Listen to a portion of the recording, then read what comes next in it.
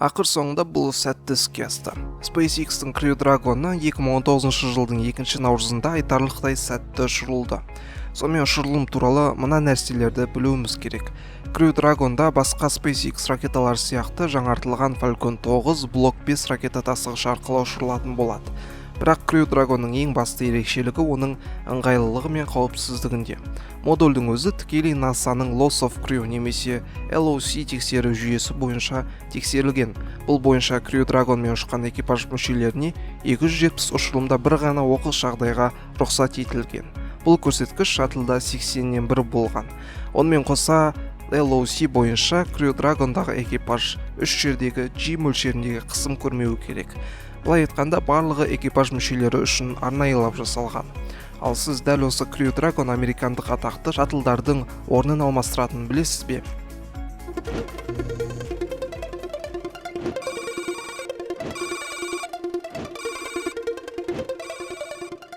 Бәрі осылай басталған болатын. Американдық шаттлдар ол кез үшін теңдесі жоқ машина ретінде қызмет етті. Бұл проект жер планетасына барынша қызмет ету бойынша аспанды зерттеуге және тағы да басқа мақсаттармен дүниеге келген болатын. Оған қоса шаттлдар кәдімгі ұшақтың да орнын алмастыра алды. Шаттлдың ең басты ерекшелігінің бірі де бірегейі оны қайта қолдана алу болды. Бірақ шаттлдар біршама уақыт өз жұмыстарын атқарғаннан кейін олардың заман талабынан артта қала бастағанын түсінеді. Оның қайта қолданбалылығы ешқандай да пайда әкелмей, уақыт өте келе шаттлдың ұшырылымдары қымбаттай берді. Оған қоса оның қауіпсіздік жөнінен де кішігірім мәселелер туындай бастады. 1986 жылы шаттлмен орын алған сәтсіз жарылыс 7 астронавттың өмірін алып, инженерлер мен басқа да астронавттар шаттл ешқашанда аспанды зерттеу бойынша үлкен белестерге жете алмайтынын және қауіпсіздік жағынан да өте көп мәселелер барын түсінеді. Программа 2011 жылдан кейін жұмысын толығымен тоқтатты. Енді оның орнын басып, қауіпсіздік жағынан өз-өзіне жауап бере алатын ракеталар керек болды. SpaceX-тің Crew Dragon-ы дәл осы опықты толтыра алатын теңдессіз аппарат. Ол да қайта қолданбалы, оған қоса оның тағы да бір артықшылығы бар. Ол оның жоғарғы сападағы қауіпсіздігі. Шаттлда Falcon 9 пен ұшырылатын Crew Dragon-да қайта қолданбалы екенін көрдік. Қарасаңыз, шаттлда адам отыратын модуль жанармай сақтайтын бакқа көрші орналасқан. Ал Crew Dragon-да экипаж тұтас комплекстің жоғарғы бөлігінде орналасады. Дәл осы нәрсе SpaceX-тік шаттлды бұрынғы шаттлға қарағанда жоғарғы етіп тұр. Өйткені кездейсоқ апат пайда болып жанармай багынан өрт шыға қалған жағдайда экипаж эвакуацияны сәтті жасай алады. Оған қоса бұрынғы шаттлдардың кабинасында ракетаны басқаруға арналған тым көп батырма болатын. Бұл шынымен де ыңғайсыз. Әр батырманы шатаспай басудың өзі үлкен еңбекті қажет етеді.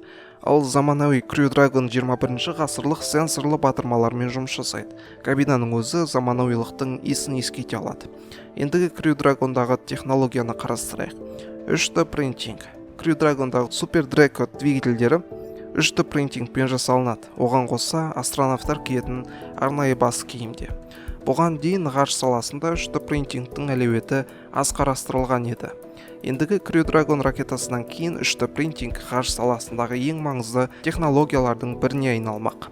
3D принтинг өте кішкентай микроскопиялық партиклдардан тығыздығы жоғары, оған қоса берік сұйықтық жасау арқылы Super Draco двигательдермен мына бір арнайы бас киімді жасайтын болады. Crew Dragon-ның қайта қолданбалылығы.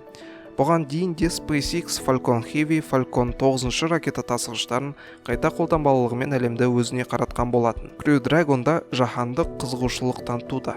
Миссияны орындап келгеннен кейін аппарат өте қолайлы жағдайларда жерге, суға немесе SpaceX-тің арнайы қондырғыш алаңдарына парашют арқылы қона алады. Crew Dragon-ның бұл жердегі атап айтатын бөлігі оның үлкен үйкеліске және отқа шыдай алатын асты жағы. Бұл бөлігі арнайы Pika X материалдарынан дайындалатын болады. Бұл Pika-ның жаңа түрі болып табылады. Фенолдық сіңдірілген көміртекті абляттор. Ескерте кетейін, бұл Pika X 1600 градус Цельсийге дейінгі қызудан оңай қорғай алады. Біз атап өткен Crew Dragon осы айдың 2 наурызында тестілеу ретінде халықаралық ғарыш станциясына өте сәтті ұшырылды. Тестілеу болса да, алдыда ғарыш саласында революция жасай алатын проект екенін көрсетті. Ендігі осы жылдың маусымында экипажда Роберт Бенкель мен Дуглас Херли алғашқы Crew Dragon ұшқыштары атанатын болады. Кейінірек модульдің параметрлері Марсқа аттанатын БФР-дың Starship бөлігіне қолданылатын болады. Қысқасын айтқанда, болашақта бізді үлкен жаңалықтар күтіп тұр. Және біздің астыдағы сілтемелерге өтіп, біздің ВК-дағы, Инстаграмдағы парақшаларымызға тіркеліп кетсеңіздер өте жақсы болады. Өйткені біз үшін сіздермен бірге басқа да әлеуметтік желілерде бірге болу өте маңызды. Және сондықтан тіркеліп кетіңіздер. Одан кейін пікір жазып кетуді ұмытпаңыздар, лайк қойыңыздар. Ұнаса, видео ұнаса, лайк қойып, тіркелмеген болсаңыз тіркеліңіздер. Өйткені бұдан кейін де өте қызықты және Скавронның алдағы форматтары ауысатын болады.